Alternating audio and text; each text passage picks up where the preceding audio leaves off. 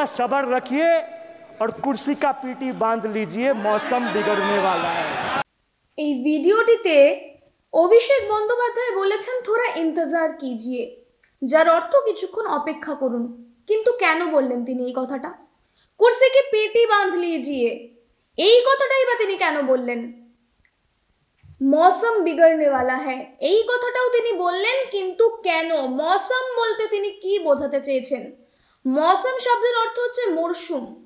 রাজনৈতিক বিশ্লেষকরা মনে করছেন যে অভিষেক বন্দ্যোপাধ্যায় এই মৌসম বলতে গিয়ে এই মৌসুমের পেছনে যে অর্থ লুকিয়ে আছে সেটা হচ্ছে রাজনীতির মরশুমের অর্থ। অর্থাৎ তিনি বলতে চেয়েছেন যে রাজনীতির মরশুমে এই যে নতুন সরকার গঠিত হয়েছে কেন্দ্রে, অর্থাৎ এনডিএ জোট, এনডিএ সরকার, সেই এনডিএ সরকার 5 বছরও টিকতে পারবেন না। এই কুর্সি কি পেটি বাঁধ লিজিয়ে, মৌসম বদলনে वाला है, এর মানে এটাই ধারণা করছেন রাজনৈতিক বিশ্লেষকরা যে অভিষেক বন্দ্যোপাধ্যায় এটাই বোঝাতে চেয়েছেন। তিনি বলতে চেয়েছেন যে এনডিএ সরকার গঠিত হয়েছে নীতিশ এবং নাইডু এই দুই শরিক দলকে নিয়ে।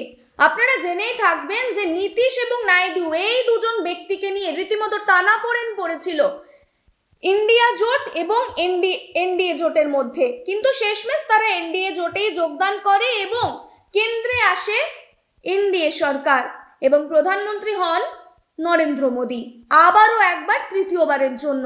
আপনারা ইতিমধ্যেই জানেন যে বাজেট অধিবেশনে বাজেট পেশ করা হয়েছে এবং এই বাজেট নিয়েই বক্তৃতা দিতে উঠেছিলেন অভিষেক বন্দ্যোপাধ্যায়, যেখানেই তিনি এই সমস্ত কথাগুলি আলোচনা করেছেন, উল্লেখ করেছেন।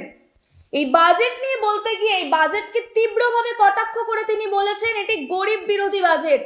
এই বাজেট কৃষক সমাজ থেকে শুরু করে যুব সমাজ, গরিব সমাজ, এমনকি মজদুর, বিহারি মজদুরদের দিকেও কিন্তু কোনোভাবেই লক্ষ্য দেয়নি, কোনো খেয়াল তারা করেনি এই বাজেটে। এই বাজেটে রীতিমতো নিজেদের দলের দুই শরিক দলের উপরে, দুই শরিক দলের রাজ্যের উপরেই বেশি নজর দিয়েছেন, যেটা বিহার এবং অন্ধ্রপ্রদেশ, অর্থাৎ নীতিশ এবং নাইডুর দুই রাজ্য।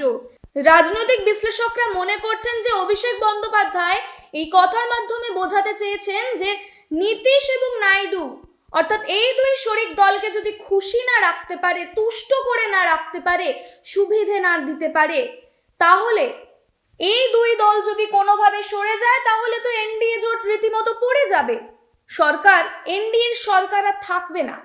এর সাথে অভিষেক বন্দ্যোপাধ্যায় যোগ করেছেন যে এখনকার যে এনডিএ সরকার তার সঙ্গে পূর্বের অতীতের যে মোদী সরকার ছিল তার কি পার্থক্য রয়েছে। প্রধানমন্ত্রীও এক রয়েছে, রেলমন্ত্রীও এক রয়েছে, হোম মিনিস্টারও এক রয়েছে, পরিবহন মন্ত্রীও এক রয়েছে, রেলমন্ত্রীও এক রয়েছে।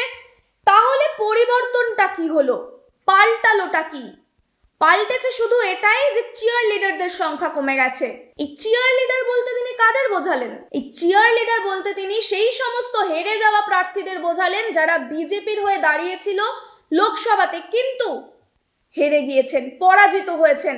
এর মাধ্যমে অভিষেক বন্দ্যোপাধ্যায় বোঝাতে চেয়েছেন যে বিজেপির ক্ষমতা কমে গিয়েছে, মোদী সরকারের ক্ষমতা কমে গিয়েছে, যে ক্ষমতা গত দুইবারের মোদী সরকারের ছিল সেটি এই তৃতীয়বার আসা এনডিএ সরকারে থাকা বিজেপির মধ্যে নেই। তাই তিনি বলতে চেয়েছেন যে আগামী 5 বছরেও এই মোদী সরকার টিকবে না, এই এনডিএ জোট টিকতে পারবে না, 5 বছরের আগেই তার মেয়াদ ফুরিয়ে যাবে। অভিষেক বন্দ্যোপাধ্যায় লোকসভাতে দাঁড়িয়ে বক্তৃতা পেশ করার সময় রীতিমতো নিশানায় নিয়েছেন প্রধানমন্ত্রী নরেন্দ্র মোদীকে। এই বিষয়ে তিনি অতীতের পাতা থেকে, ইতিহাস থেকে কিছু প্রসঙ্গকে, কিছু বিষয়কে তুলে এনেছেন। 2016 সালের বিধানসভা নির্বাচনের কথা উল্লেখ করেছেন তিনি বলেছেন যে 2016 নির্বাচনের সময় যখন প্রধানমন্ত্রী নরেন্দ্র মোদী প্রচারে গিয়েছিলেন পশ্চিমবঙ্গতে, তখন পশ্চিমবঙ্গের একটি ব্রিজ ভেঙে যায়, যেটাকে আমরা সাধারণ মানুষজন সকলেই বলে থাকেন অ্যাক্ট অফ গড। কিন্তু প্রধানমন্ত্রী নরেন্দ্র মোদী এই ব্রিজ ভেঙে যাওয়া বিষয়টিকে টেনে নিয়ে প্রচারের মাঠে বলেছিলেন এটা অ্যাক্ট অফ গড নয়, এটা অ্যাক্ট অফ ফ্রড। এই ক্ষেত্রে তিনি বিভিন্ন রেলের দুর্ঘটনা থেকে শুরু করে, বিহারে ব্রিজ ভেঙে যাওয়া থেকে শুরু করে, এয়ারপোর্টে যে সমস্ত ছাউনি ভেঙে গিয়েছে সেই সমস্তকে তুলে এনে তিনি জিজ্ঞাসা করেছেন যে এটা অ্যাক্ট অফ গড নাকি এটা অ্যাক্ট অফ ফ্রড, কোনটা? এরপরেই অভিষেক বন্দ্যোপাধ্যায় তুলে আনেন 2016 সালের নোট বাতিলের বিষয়টি।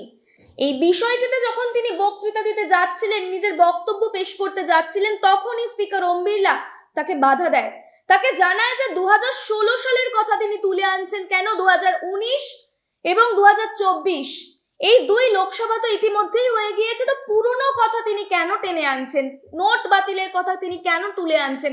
তখন এর জবাবে অভিষেক বন্দ্যোপাধ্যায় তীব্রভাবে কটাক্ষ করেছেন ওম বিড়লাকে। তখন এই কথা শুনে অভিষেক বন্দ্যোপাধ্যায়ের এই বক্তব্যের পর স্পিকার ওম বিড়লা কিছুটা ক্ষুব্ধ হয়েছিলেন এবং ক্ষুব্ধ হয়ে তিনি জানান যে তার আসনের কথা মনে করিয়ে দেন যে স্পিকার ওম বিড়লা কোন আসনে অধিষ্ঠিত হয়ে আছেন। তখন এই কথারও তীব্রভাবে জবাব দেন অভিষেক বন্দ্যোপাধ্যায়। এরপরেই লাগাতার অভিযোগের পালা চলতে থাকে, বিরোধী পক্ষ থেকে হইচই চলতে থাকে।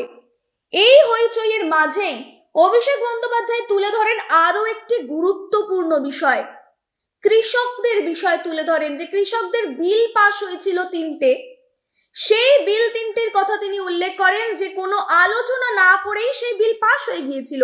700টি কৃষক মারা যাওয়ার কথাও তিনি উল্লেখ করেছেন এখানে স্পষ্টভাবে। তখন স্পিকার ওম বিড়লা তাকে জানান যে তিনি যদি অভিষেক বন্দ্যোপাধ্যায়কে জানান 5.5 ঘন্টা ধরে সেখানে আলোচনা হয়েছিল, কিন্তু বিরোধী পক্ষ একসঙ্গে চেঁচিয়ে ওঠে তখন যে কোনোভাবে কোনো আলাপ আলোচনা তখন হয়নি। এই বিষয়, এই যে 3টি বিল পাশ হয়েছিল কৃষকদের নিয়ে, সেই বিল সংক্রান্ত কোনো আলোচনাই লোকসভায় হয়নি। ফলস্বরূপ তার ফলাফল কি দাঁড়ায়? সেই 3টে বিলকেই কিন্তু ফেরত নিয়ে নিতে হয় কেন্দ্রকে। অভিষেক বন্দ্যোপাধ্যায় এর সাথে এও যোগ করেন যে ওই 700 কৃষক যারা মারা গিয়েছিল, সেই 700 কৃষকের জন্য কোন রকম 1 মিনিটের শ্রদ্ধাঞ্জলি পর্যন্ত জানানো হয়নি এই লোকসভা থেকে। বারংবার তিনি এই সমস্ত ঘটনাগুলিকে তুলে স্মরণ করিয়ে দিচ্ছিলেন, অর্থাৎ কুর্সি কি পেটি বাঁধ লিজিয়ে মৌসম বিগড়নে वाला है, এই যে কথাটি অভিষেক বন্দ্যোপাধ্যায় বলেছেন, সেই বিষয়ে রাজনৈতিক বিশ্লেষকরা মনে করছেন যে 2024-এর লোকসভার নির্বাচনে মোদী সরকার কিন্তু ক্ষমতায় আসেনি, এসেছে এনডিএ সরকার।